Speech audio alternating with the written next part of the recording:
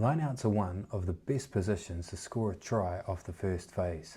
We talk about the importance of strike moves and attacking the seams, which are the weakest connections in that defensive line.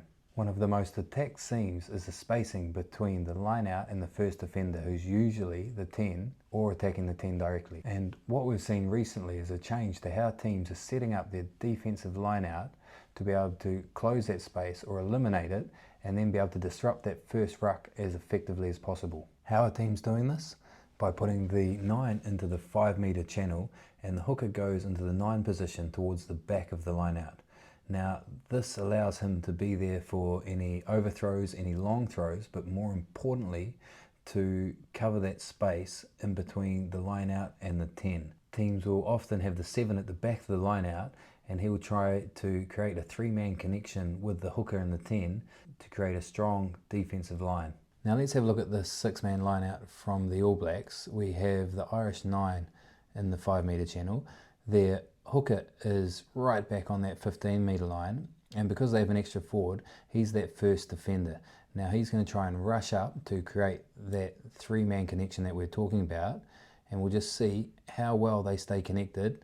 They get that first ruck and slow it down enough to set up a defensive line. There are many variations you could do with this setup. For example, if you have a very small 7, he could go into that hooker position. Your hooker can come into the line out, and maybe you put your 6 at the back of that line out. So now you have the 6 and 7 creating that connection to close that space. Now we'll stay with this All Black Ireland game because we can see many different variations of how they go about this. So in this example we can see New Zealand has their 7 at the back and he's checking for that overthrow. Here's another example of how well they connect up. If we just pause the video here, we can see how that hooker has worked across to join up with the 7 and 8 to make a very strong connection to defend that attack. And in this example we can see how quickly that hooker is moving across the field to close that gap and link up with the 10.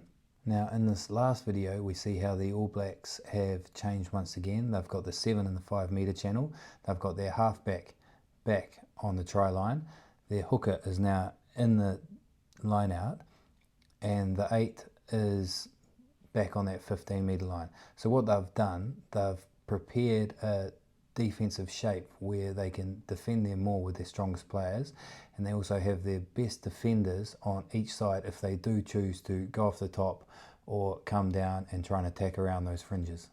So let me know below if you're already using some of these tactics or if you think you might start implementing them into your defensive system. Thanks for watching and happy coaching.